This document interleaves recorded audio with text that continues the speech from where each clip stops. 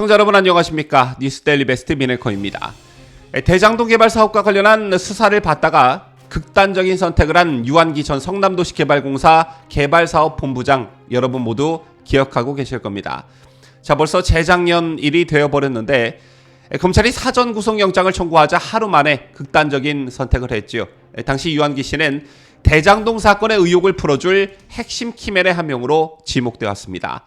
유한기 씨는 공사의 실질적 1인자로 불렸고 유원으로 불린 유동규 전 성남도시개발공사 기획본부장에 이어 2인자라는 뜻의 유투로 불릴 만큼 영향력이 매우 컸다고 하는데요. 특히 황무성 초대 성남도시개발공사 사장 사퇴를 압박한 당사자로 지목되어 왔었죠. 관련 녹취록에 따르면 유 씨는 유동규와 정진상 등 상부의 지시가 있었다며 사퇴를 독촉했고 또 시장님 명을 받아서 한 거 아닙니까? 라는 말도 했습니다. 이처럼 유한기 씨는 성남시 윗선과의 연결고리였고 황전시장의 중도 사퇴는 대장동 사업을 그분 마음대로 설계하기 위한 사전 정지 작업이었습니다. 이처럼 녹취록에는 정진상 실장 지시라는 내용이 수차례 등장했지만 당시 문재인 정권의 검찰은 소환 조사조차 하지 않았습니다. 따라서 당시 야당은 유한기 씨의 극단적 선택을 두고 핵심 인물들은 그대로 두고 주변만 탈탈 털다가 이런 비극적 일이 일어난 것 아니냐며 검찰을 맹비난하기도 했었는데요.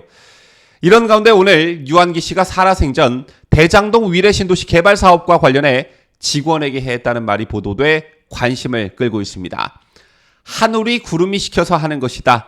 이런 말을 유한기 본부장이 직원에게 했다고 하는데 월간조선의 단독 보도에 따르면 2022년 9월 8일 전 성남도계공 팀장은 검찰 조사에서 대장동 위례 사업과 관련해 대장동 위례 사업을 계획할 당시 아침 7시부터 유한기 방에 모여서 정말 열심히 일했다.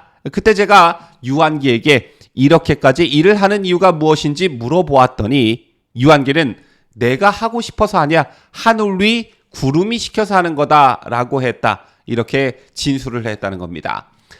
하늘 위 구름이 시켜서 하는 거다. 참 의미심장한 말이죠. 그렇다면 하늘 위 구름은 과연 누구를 가리키는 것일까요?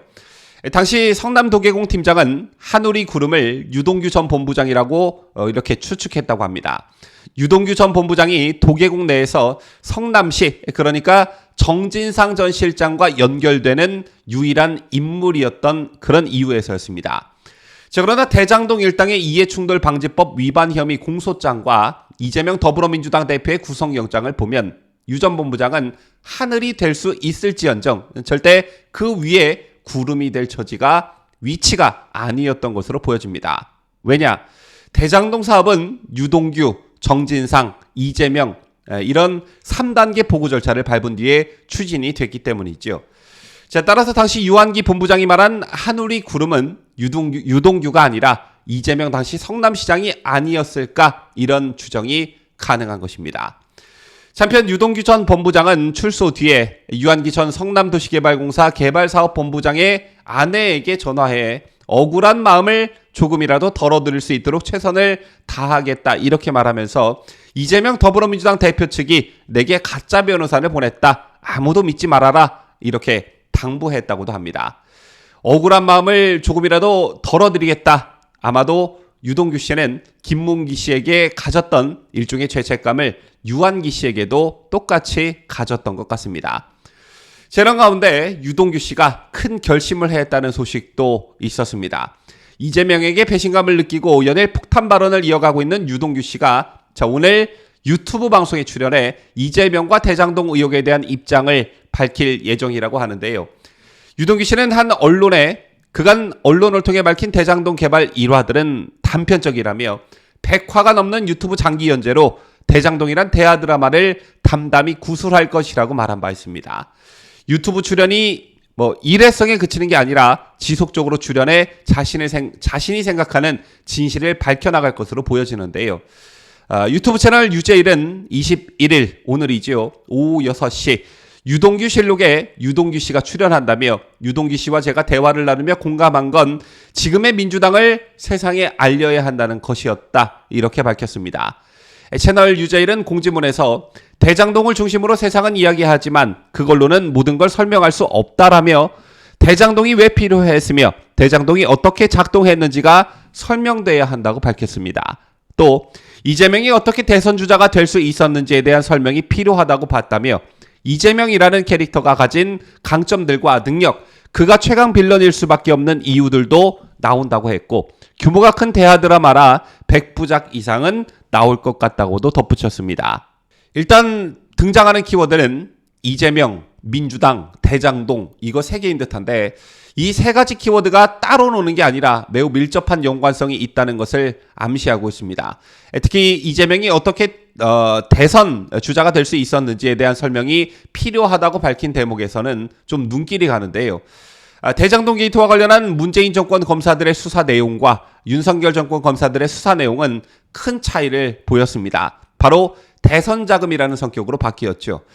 김용 더불어민주당 민주연구원 부원장을 수사하기 위해 검찰은 체포영장을 청구했고 검찰 조사 과정에 방어권 제약이 불가피해 쉽게 발부하지 않는다는 그 체포영장을 법원은 내주었습니다. 자, 그만큼 영장에 적시된 범죄 사실이 판사가 납득할 만했다라는 뜻인데 김 부원장이 대장동 개발 비리 일당에게 무려 8억 원을 받았다는 영장 내용은 그야말로 충격적이었습니다. 왜냐하면 돈을 받았다는 그 시점이 대장동 개발의 허가권자였던 이재명이 민주당 대선 후보 경선에 출마할 무렵이었기 때문이죠. 자, 따라서 대장동 게이트에 대한 수사는 대선 자금 수사로 그 성격이 바뀌기도 했습니다.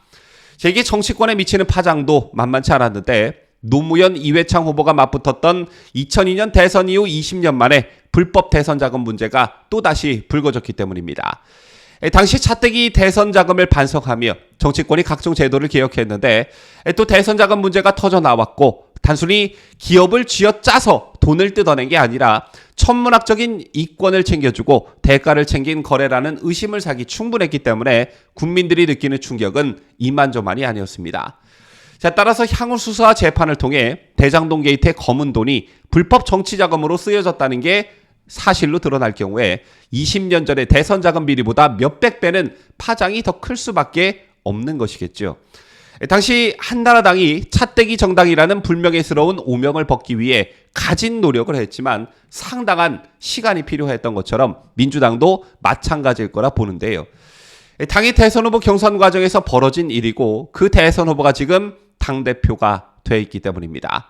어쨌든 이런 일련의 진실을 밝히는데 유동규 씨가 어떤 중대한 역할을 하게 될지는 모르겠지만 일단 유튜브 방송을 통해 그 첫 발을 내디디려 하는 것 같습니다.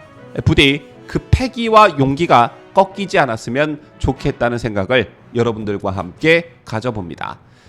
지금까지 저는 자유대한민국을 소화하는 뉴스데일리 베스트 민앵커였습니다.